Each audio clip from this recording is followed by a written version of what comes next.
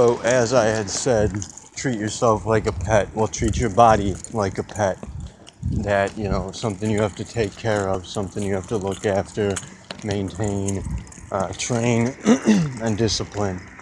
And see, when I fuck up, what I was meaning to say in the introduction portion is that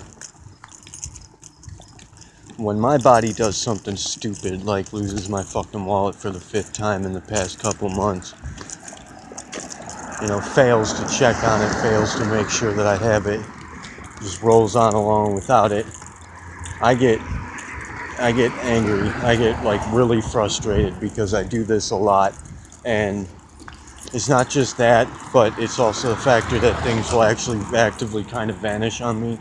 And you can believe it or not, but I actually have other people have witnessed things just disappear right in front of our eyes.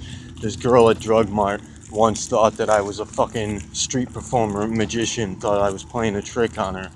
And I had no fucking idea what was happening when the change she was handing me just vanished as soon as she gave it to me.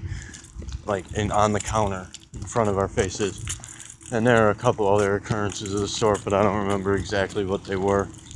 In any case, I get super frustrated about this shit. I'm actually supposed to be I am in the process of receiving medical assistance in regard to my damaged memory. And this is because of a damaged memory that I have for various reasons. We'll get into stories of that from the past later on, but it's not something I'm comfortable sharing yet. But I get, real frustrated, real angry. I get kind of mean with myself. I discipline myself. I'm not talking about crazy, wacky monks beating themselves in the back with reeds, fucking bloodying themselves up and leaving scars and shit, but I do get pretty mean with myself. And this is not to be reflective in any way of my relationships towards others, most especially towards pets. I only take my angers and frustrations out on myself, as deserved. But so, during this ordeal, I'm really coming down on myself. This is the last chance. I was ready to fucking I don't know. I was ready to damage myself in some way to fucking leave a reminder so that I don't do it again. It was that bad that I was so pissed off about this. Most especially, I have my driver's exam the next day, that totally fucks me. And not only that, but I had put my social security card in my wallet because a chick up the street told me that she was going to be there in the corner to give out these government free phones. I'm not sure if it's a government phone, but it's a free phone program that I don't have a phone at the moment, so I was going to go do that. I put my social security card in the wallet, and so what do you know? I put it in there just for the sake of fucking losing both of them. And lo and behold, I didn't get the phone out of it. But anyways, the point is that I'm getting really down on myself, and I'm beating myself the fuck up. And I'm supposed to make this video giving a shout out to Jay. Jay, as I've explained, Jay is effectively replacing Kay as my student. As a spotter, I require a student in order to progress my training. I need to be training somebody else. And that's, the level that I'm at there. And Kay backed out for the moment to pursue her art career, so I needed to replace her with Jay, who happened to be...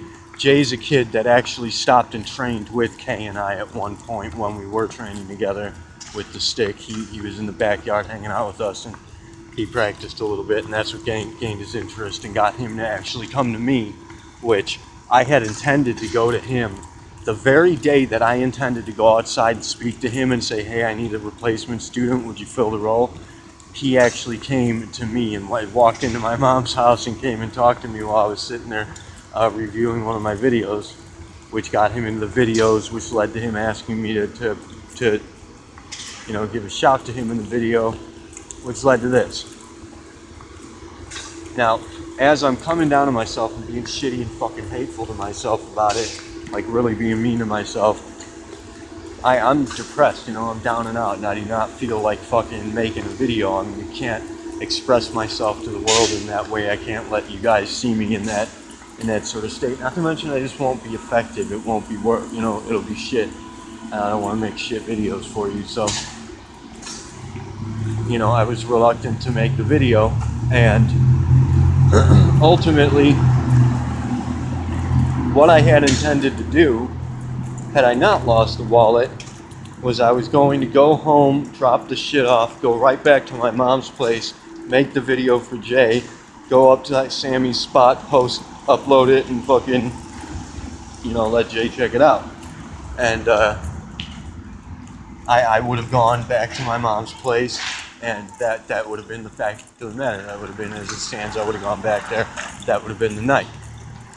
However, it was during my back and forth search for the wallet that McCarthy got a hold of me, managed to get through to me because I was going back and forth searching for the wallet. So that opened up that avenue. Then meet with Jay and my mom and searching for the wallet, talk to him, and just happened to be there when this dude is standing on the porch, sees me. He comes down, walking towards me. As I said, he's walking up to me like a tough guy, like he's going to say something. I guess that's probably just the way he walks. You know, he's a big hulking black guy, tough dude. So I'm sure that's just the way he walks, which, you know, it turns out that those bigger, tougher dudes are usually the cooler guys, ultimately, most of the time. Probably because of their experiences. I mean, they don't get pushed around a lot, but, or maybe they do get challenged a lot, I don't know. Anyways, when he's coming up to me, reaching into his wallet, you know, like strutting at me like he's gonna fight or something. He's reaching into his pocket, and I'm thinking he's gonna pull a fucking gun on me, because I mean, this has happened before many times. I've gotten a gun pulled on me, and mind you, every single time it happened, they ask me for my wallet, and I just say no. Like, I can't afford to give you that. Sorry, there's no money in it, but I need what is in it, so fuck you. And they just seriously will walk away. I mean, I'm not gonna shoot somebody in broad daylight for a fucking wallet unless you're a psychopath. And if you run into a psychopath, be careful, because when you do that, that's the time when you might get fucked in that way. But I'm thinking he's gonna pull a gun and ask me to give him my wallet, whereas he actually hands me my wallet, which is pretty fucking awesome. And then let's skip to today for just a second. When I went to Aldi's earlier, when I was posting this, and I had to stop because I was out of time, and I needed to go into Aldi's and shop. I went into Aldi's, and Richard wants me to buy him a bottle of wine, of course. And so I go to get the bottle of wine. I try to buy it, and the cashier just takes it from me and sets it aside. I'm like, what the fuck? I'm like, are you gonna give me that or what? And she's like, because I run the fucking credit card and you know, I pay, and she's holding on to it. She's like, we can't sell alcohol on Sundays. I was like, are you fucking serious? Like, what the fuck kind of a rule is that? Is God stepping on my plans now? You know, were I to be drinking, I don't drink alcohol, but were I to be the drinker, is God gonna step in on my night now and fuck it up? Like, do I appear to be someone who's celebrating the fucking Sabbath? And this upsets me on various levels, primarily because we have so many different religions, and older religions, more remarkable religions, mind you, yet we have this one trendy new age religion stepping all over our societal norms the way that it does, you know, making rules as to how we operate in daily life. And it kind of pissed me off and pushed me, because, I mean, obviously we're dealing with secular theology at the moment. That's a primary area of interest for me at this time. So I go next door to another shop nearby to get the bottle of wine, because they sell it. They have a liquor license. They can sell it on Sunday. I go there, and I'm upset about the whole ordeal in and of itself, about that occurrence.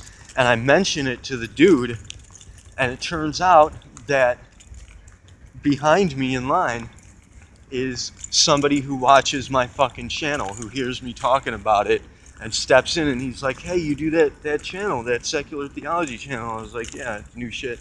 And I talked to him about it and boosted it, kind of promoted it, and he said he's going to go promote it, so maybe that's helpful. That in and of itself is a synchronicity that transpired because of the religious factor of it. The whole thing, it fits in, you know, all of those things fit together, and that's how it happened. And then later on tonight, just now, on my way down the street here, I happened to run into that same black dude who gave me the wallet. And I waved to him. I say, what's up, bro? Man, you saved my life. You fucking got my shit together. I got my exams done. Everything's cool. And so he invited me to a barbecue to fucking hook up with him at a barbecue later. So now I have a new friend that, you know, who knows where that's going to lead. But that was because I lost my wallet. Because, you know, largely just because I lost my wallet. That gives reason to me having lost my wallet. The occurrences that are going to transpire in that regard are the reason why my wallet got lost in the first place. But not only that, also because losing my wallet caused for me to get in touch with Nick McCarthy, whom I couldn't hang out with because I was looking for my wallet, but then I found it because of the queue with Jay, and that freed up the time. I went home happy as fuck. I made the video I needed to make. I was done, and then I invited McCarthy over. He comes to my apartment, and we hang out for a minute. We talk about old times. We catch up on shit, see what each other are up to, what we've been doing. And we decide to go out for the night. We hit up an old friend of ours, Frank, find out that he's working at a bar up the street, and so we head up there. And we go to the East End Tavern up the street. Now, at the East End Tavern, it just so happens that we run into a fucking pack of people from high school that, you know, we were friends from high school. Frank was friends from high school, and we run into these other people that happen to be there. And I even asked them, you know, do you guys hang out here a lot? Could I come back and see you again? And they said, no, this is like a one-time thing. We, you know, just happen to be here. And so they just happened to be there, and we ran into them, we talked to them. And there's a lot of things that they told me, a lot of values that were put into place talking to them that have changed my outlook on life, most especially regarding smoking and other such inferences, general things that I'm doing to myself that are no good, that I need to cut down on and quit eventually.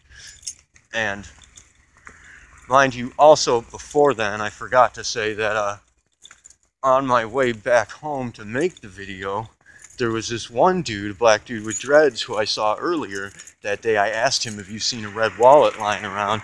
And he said, is there a reward involved? And I said, seeing as how I'm broke at the moment, no. But he said, no, I haven't seen it. And so I left, and when I came back on that way, I had to go to that smoke shop to talk to them about the kratom, because they're the ones that are overcharging the kratom down here in Detroit. They're the ones who are severely overcharging. So I went to talk to them about that. And that same black dude was there, the same dreadlock guy, he was there. And I talked to him for a minute. I stopped to talk to him outside and tell him I found my wallet and shit. He and I exchanged stories about people stealing shit from us and losing wallets and whatnot. And in the meantime, out walks from the nearby bar, out walks one of my oldest friends from childhood, who I haven't seen in forever. And he happens to be a member of the initiative, one of the more active members of the initiative, actually. And he walks out, Kenny Hendershot. I'll give a shout out to him if he happens to watch. Kenny, it was very nice to see you, and I hope to see you again. In fact, I am currently right in front of the fucking place where I met up with you. So, you know, I come this way often, I'll be around there. But happened to run into him, talk to him. I asked him to boost the initiative. Hopefully he's going to get on board and post some shit, you know, get us going. Pretty much ran into a bunch of different people that I got to promote the initiative to, who are all friends, that hopefully are going to boost it, you know, pass the word along and shit. And I got to give them flyers and everything about it and tell them what we're doing. And so, you know, all of that shit transpired. Synchronicity after synchronicity, just coincidental events that happened, seemingly entirely coincidental events that happened because of the very specific timing of even so much as a certain slight mistake that I made, which I could hardly say that it's slight. That was a terrible mistake, and my whole fucking life would be fucked right now. Like, I'd be well on my way to being entirely fucked and homeless at the moment had I not retrieved that wallet. So that is, you know, an example of synchronicity at play. And it's things like this that happen on a daily basis to most of us that nobody really notices, you know? Nobody takes notice of this happening, but if you actually pay attention to it, you're going to find that this is happening all the time. And the more that you become aware of it, the more that you engage it, most especially the more that you follow the cues that are given to you, especially cues that you've designated, the more it's going to happen, more and more, until you get into this drift where it's just going to be ongoing indefinitely and never fucking stop happening. So that's a neat example for one day of, and there were other things that happened throughout that day and throughout that night. Going to the bar that night actually wound up affecting the next 2 days afterwards, but